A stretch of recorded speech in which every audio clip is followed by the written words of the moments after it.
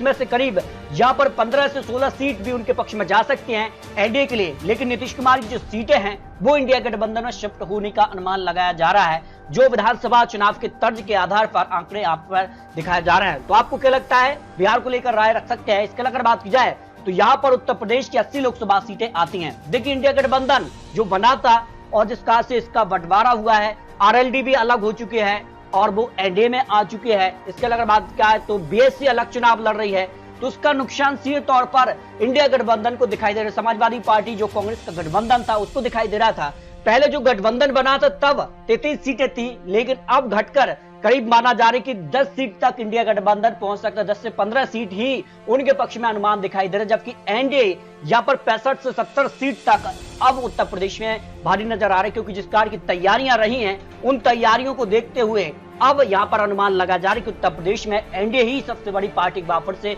बन सकती है। लेकिन जो विधानसभा चुनाव हुआ था उस दौरान समाजवादी पार्टी ने कई विधानसभा सीटों पर और जो क्षेत्रीय लोकसभा आते हैं वहां पर अच्छा परफॉर्मेंस किया, तो उस आधार पर जो आंकड़े रहे थे। लेकिन एनडीए अब यहाँ पर जो है वापसी करता नजर आ रहा है। उत्तर प्रदेश में यहाँ पर करीब 65 से 70 सीट तक भी निकाल सकते हैं, जबकि पश्चिम बंगाल की 42 लोकसभा सीटों में अगर बात की जाए तो सीधे तौर पर यहाँ पर कांटे की टक्कर देखने को मिल रही है, क्योंकि यहाँ पर त्रिकोणीय टक्कर हो रही है। पहले यहाँ पर माना जाता है कि इंडिया गठबंधन में टीएमसी चुनाव लड़ेगी, लेकिन अब अलग अलग चुनाव लड़ रहे हैं। टीएमसी अलग चुनाव लड़ रही है, कांग्रेस सीपीएम का गठबंधन हुआ है, जबकि भारतीय जनता पार्टी अलग चुनाव लड़ रही है। लेकिन अब सीधे तौर पर माना जा रहा है कि त्रिकोणीय टक्कर से भारतीय जनता पार्टी को यहाँ फायदा होगा। करीब जो है 20 सीट तक एनडीए पहुंच सकती है, 10 से 20 सीट का अनुमान लगाया जा रहा है, जबकि ममता बनर्जी की पार्टी को करीब 20 से 26 सीट का अनुमान है और इंडिया गठबंधन को 0 से 6 सीट, जिसमें सीपीएम और कांग्रेस यहाँ पर जो है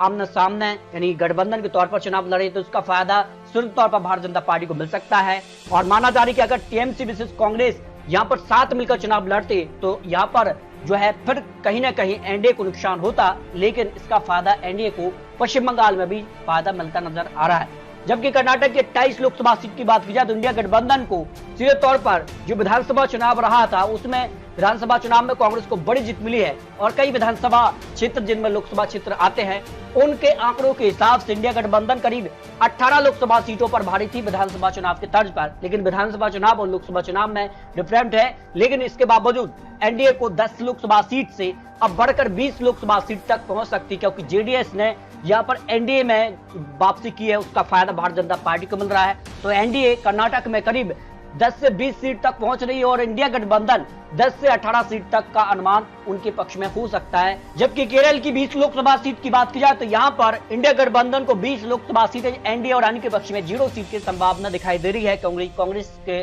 राहुल गांधी वायनाड से चुनावी मैदान में उतर चुके हैं, नामांकन भी कर चुके हैं और उसका फायदा उनको केरल की सभी लोकसभा सीटों पर देखने को मिल सकता है। जबकि गुजरात की 26 सीटों में से एनडीए को सभी 26 सीटों पर पलड़ा भारी है, लेकिन 3 सीटों पर कांग्रेस कड़ी टक्कर दे सकती है, जिसमें आम आदमी पार्टी कांग्रेस मिलकर चुनाव लड़ी है। तो 3 सीटों पर इंडिया गठबंधन कड़ी टक्कर है, लेकिन सभी 26 सीट तक भारतीय जनता पार्टी गुजरात में पहुंच सकती है। जबकि राजस्थान की 25 में से एनडीए को 20 लोकसभा सीट का अनुमान है। 5 सीटों पर इंडिया गठबंधन यहाँ पर कड़ी टक्कर दे सकती है, क्योंकि हाल ही में जो सर्वे रहा था उसमें करीब 10 से 12 सीटें ऐसी हैं जहां पर कांटे की टक्कर इस बार देखने को मिलेगी, क्योंकि विधानसभा चुनाव में भी कई लोकसभा क्षेत्रों में यहाँ पर कांग्रेस का पलड़ा भारी रहा था और उस आधार पर यहाँ पर 5 से 10 सीट तक का कांग्रेस का पलड़ा भारी है, लेकिन 5 सीटों पर कांग्रेस दावा कर रही है कि जीत सकते हैं। जबकि एनडीए यहाँ पर 20 लोकसभा सीट से ज्यादा सीट का अनुमान सामने आ रहा है। मध्य प्रदेश की 29 में से 20 पर एनडीए का पलड़ा भारी है, जबकि 9 सीटों पर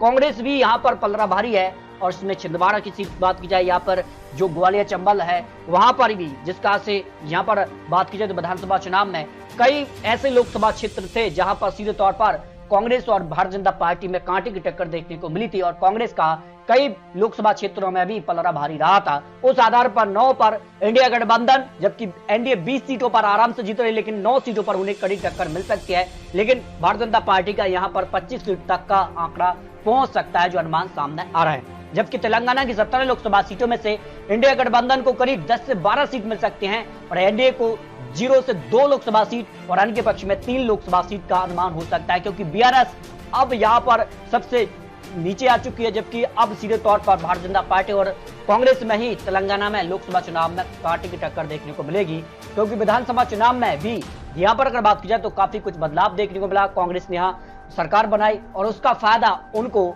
अब लोकसभा चुनाव में भी देखने को मिल सकता है। जबकि अगर बात की उड़ीसा की 21 लोकसभा सीटों में से इंडिया गठबंधन को 2 सीट, जबकि एनडीए को 7 और बीजू जनता दल को यहाँ पर करीब 12 लोकसभा सीट का अनुमान हो सकता है। जबकि अगर बात की जाए तो यहाँ पर दिल्ली की 7 में से इंडिया गठबंधन और एनडीए गठबंधन में यहाँ पर 4 और 3 का फॉर्मूला दिखाई दे रहा है, क्योंकि इस बार कांग्रेस और आम आदमी पार्टी ने मिलकर चुनाव लड़े 3 सीटों पर, कांग्रेस तो 4 सीटों पर आम आदमी पार्टी चुनाव लड़ रही है। और जिस कारण से दिल्ली में काफी कुछ हलचल देखने को मिली है, उस लिहाज से 4 सीटों पर तो भारतीय जनता पार्टी आराम से जीत हासिल कर रही है, क्योंकि भारतीय जनता पार्टी ने अपने यहाँ पर 5 उम्मीदवार यहाँ पर बदल दिए। इससे भी अंदाजा लगाया जा रहा है कि कांटे की टक्कर इस बार दिल्ली में होगी। तो 3 सीटों पर इंडिया गठबंधन और 4 सीटों पर एनडीए का पलड़ा भारी है, लेकिन एनडीए यहाँ पर और भी ज्यादा सीटों पर जीत हासिल कर सकता है। जबकि हरियाणा की 10 लोकसभा सीट में अगर बात की जाए तो सीधे तौर पर इंडिया गठबंधन 6 और एनडीए को 4 सीटों पर बढ़त देखने को मिले, जिसके हरियाणा को लेकर काफी हलचल रही है, जिस कारण से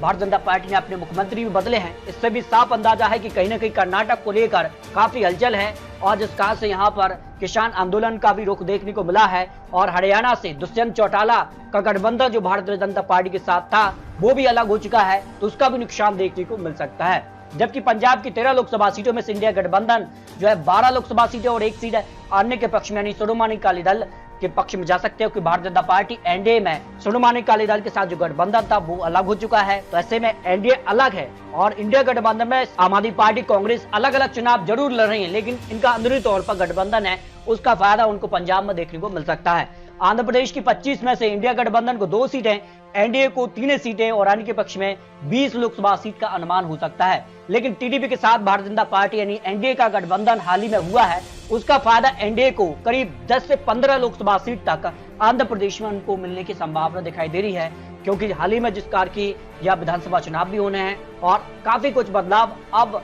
जो है गठबंधन बनने के बाद देखने को मिल रहा है। असम की 14 लोकसभा सीटों में अगर बात की जाए तो इंडिया गठबंधन को करीब 8 लोकसभा सीट, तो एनडीए को 5 और अन्य के पक्ष में 1 सीट का अनुमान था। लेकिन असम में अगर बात की जाए तो जिस कार का अब जो गठबंधन दौर हुए, जिस कार की चुनावी प्रचार शुरू हुए, इसके बाद एनडीए 5 से 10 लोकसभा सीट और इंडिया गठबंधन यहां पर माना जा रहा है कि 0 से 5 लोकसभा सीट उनके पक्ष में जाने का। झारखंड की 14 लोकसभा सीट की अगर बात की जाए तो झारखंड में भी काफी हलचल हुई है और यहां पर मुख्यमंत्री ने इस्तीफा दिया है, हेमंत सोरेन ने, और नए मुख्यमंत्री यहाँ पर चंपई सोरेन बने हैं और उसके बाद काफी कुछ बदलाव देखने को मिल रहा है। क्या सहानुभूति वोट झारखंड में मिलेंगे, लेकिन जिस कारण से माहौल बना है उस हिसाब से इंडिया गठबंधन 8 सीटों पर पलड़ा भारी था, क्योंकि कांग्रेस जेएमएम का गठबंधन था और यहाँ पर एनडीए अलग था। लेकिन अब माना जा रहा है कि एनडीए को यहाँ पर फायदा मिल सकता है, यहाँ पर 5 से 10 सीट तक एनडीए झारखंड में भी पहुंच सकता है, जबकि इंडिया गठबंधन यहाँ पर 0 से 8 लोकसभा सीट तक पहुंचने का अनुमान है। जबकि छत्तीसगढ़ की 11 लोकसभा सीट की बात की जाए तो इंडिया गठबंधन को 3 लोकसभा सीटें मिल सकती हैं, जबकि एनडीए का पलड़ा 8 सीटों पर भारी है। और माना जा रहा है कि जिस कारण से विधानसभा चुनाव में जो 3 सीटों का अनुमान था, लेकिन अब माना जा रहा है कि भारतीय जनता पार्टी छत्तीसगढ़ में यहाँ पर जो है आंकड़ा और बढ़ा सकती है, जिस कार को लेकर तैयारियां की जा रही है। उत्तराखंड की 5 में से इंडिया गठबंधन 1 सीट पर ही टक्कर दे सकती है, बाकी 4 सीटों पर भारतीय जनता पार्टी आराम से जीत हासिल करती नजर आ रही है। मणिपुर और गोवा की 4 लोकसभा सीटों में से इंडिया गठबंधन 3, जबकि एनडीए का 1 सीट पर पलड़ा भारी है। लेकिन माना जा रहा है कि यहाँ पर भी जो है मणिपुर का मुद्दा काफी हलचल रहा है, मणिपुर को लेकर जिस कार की यहाँ पर सरकार को लेकर भी विपक्ष यहाँ पर गिरता नजर आया है, उसका फायदा मणिपुर में उनको मिल सकता है, जो अनुमान सामने आ रहा है। जबकि हिमाचल की 4 में से इंडिया गठबंधन का पलड़ा 3 सीट पर भारी था, लेकिन एनडीए 1 सीट, क्योंकि हिमाचल में कांग्रेस की सरकार है और विधानसभा चुनाव की तर्ज के आधार पर यहाँ पर भारी था। लेकिन मामला उल्टा नजर आ रहा है, यहाँ पर 1 सीट पर इंडिया गठबंधन, जबकि 3 सीटों पर भारतीय जनता पार्टी का पलड़ा भारी हो सकता है, क्योंकि मंडी लोकसभा सीट को लेकर काफी हलचल रही है और जिस कारण से यहाँ पर माना जा रहा है कि 4 सीट भी भारतीय जनता पार्टी हिमाचल में हासिल कर सकती है। जम्मू और कश्मीर की 5 लोकसभा सीट की बात की जाए तो इंडिया गठबंधन को 2 सीटें, जबकि एनडीए को यहाँ 3 सीटें, 1 सीट आने के पक्ष में जाने का अनुमान हो सकता है। पूर्वोत्तर के अन्य राज्य के 11 सीटों में से इंडिया गठबंधन को 5 सीटों पर एनडीए और 1 सीट आने के पक्ष में जाने का अनुमान दिखाई दे रहा है। इस तरह से अगर बात की जाए तो लोकसभा चुनाव को लेकर जो आंकड़े बन सकते हैं, जो अनुमान लगाया जा रहा है 543 सीटों के लिए, इसमें इंडिया को 125 से लेकर 251 सीट का अनुमान दिखाई दे रहा है, जबकि एनडीए 217 से लेकर 321 सीट तक पहुंच सकता है। ये आपको बता दें कि अन्य के पक्ष में भी करीब 50 से 74 सीट का अनुमान सामने आ रहा है। उस लिहाज से कितना कुछ बदलाव देखने को मिलेगा, क्योंकि अभी भी काफी कुछ बदलाव देखने को मिल रहा है और जिस प्रकार की तैयारियां लोकसभा चुनाव को लेकर की जा रही हैं, उसके बाद क्या एनडीए 400 पार होगा या इंडिया गठबंधन की वापसी होगी। आपको बता दें कि ये तो चुनावी आंकड़े, चुनावी अनुमान है। जिस तरह के विधानसभा चुनाव और जिस प्रकार का माहौल यहाँ पर गठबंधन के तौर पर बना था, लेकिन अब काफी कुछ हलचल गठबंधन में भी हुई है और चुनाव टिकट बंटने के बाद जिन का से टिकट ना मिलने के बाद भी कई दल बदल भी देखने को मिले हैं, उसके बाद काफी कुछ बदलाव देखने को मिल रहा है। तो दोस्तों, आपको क्या लगता है, आप रख सकते हैं। मिलते हैं और लेटेस्ट और